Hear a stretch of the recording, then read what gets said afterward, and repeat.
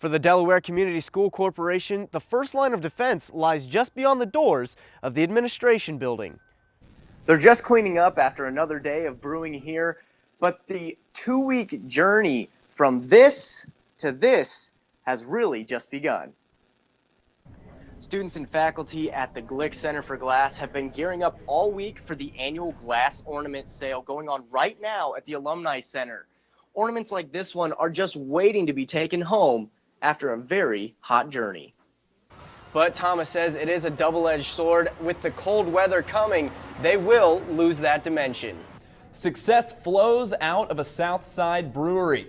Newslink Indiana's Michael Kuhn is live at New Corner Brewing Company with more on how the owner hopes to spread that success downtown. They're just cleaning up after another day of brewing here, but the 2-week journey from this to this has really just begun.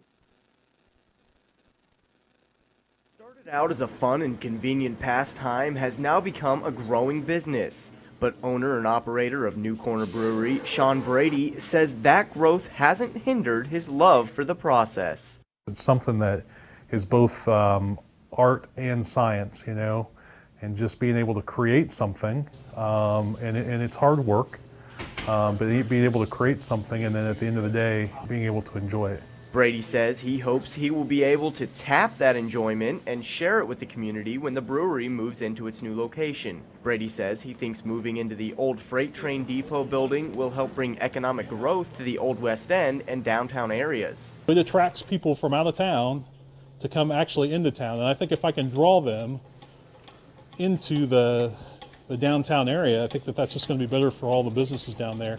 Steve Hurst is one of the people who has helped New Corner get to where it is. He says he hopes the upcoming move will help the business continue to grow and become a hot spot in town. I'm hoping one of these days that we get to the point where there's food trucks pulling up and we'll have bands out there and the whole deal, so we'll see. According to Brady, getting to this point hasn't always been easy going, but despite the long road, he's excited for people to get on board soon at the new location. I'm really looking forward to making the move happen.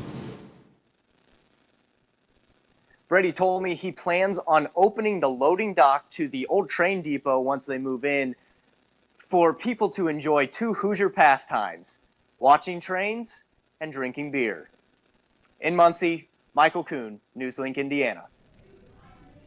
As Brady works to remodel the once abandoned building, he hopes to move the company into the 5,000 square foot facility by the end of the year. A Muncie Elementary School is rallying around a faculty member this week as she begins a fight for her life. Newslink's Michael Kuhn tells us how she has remained positive in spite of the hardships. Christine Eiler is a speech pathologist at Grissom Elementary School. Every day she helps nearly 100 students develop their speaking and cognitive abilities using her iPad.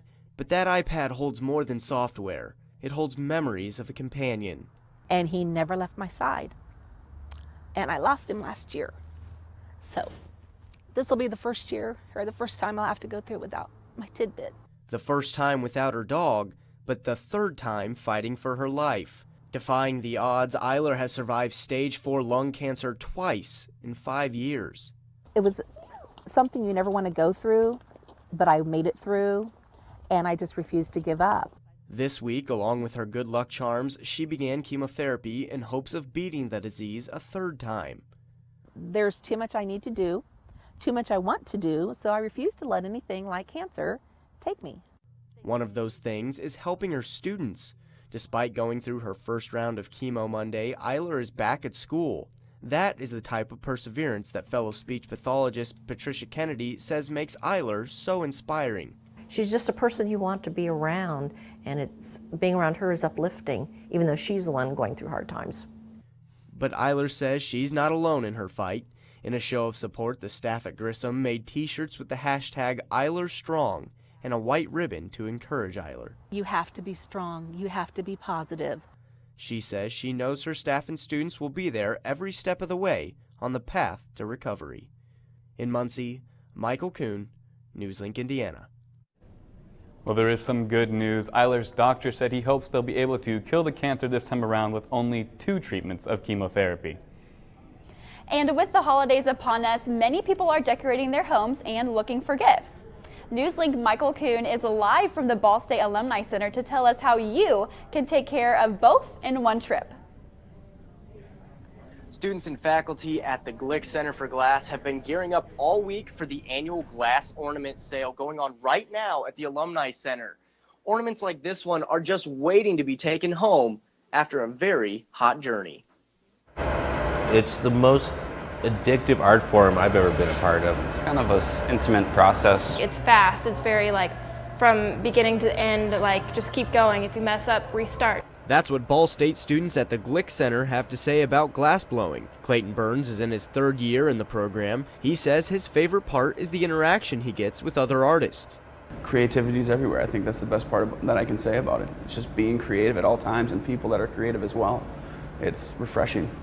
Evan Burnett is one of those people. A graduate student in the program, he says he can't imagine life without glass.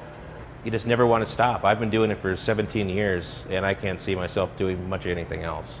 Fellow graduate student Dylan Martinez says just being able to work with the glass at Ball State is a big deal.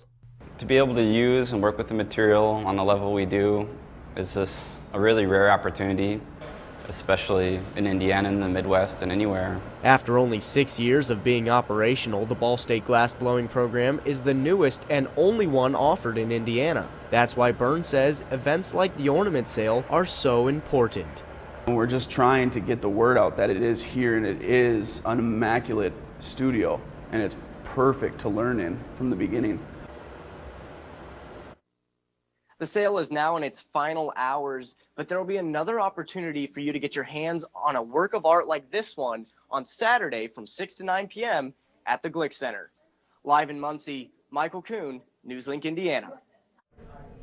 The proceeds from this sale will help send students to the glass program to take educational trips to New York and even Poland.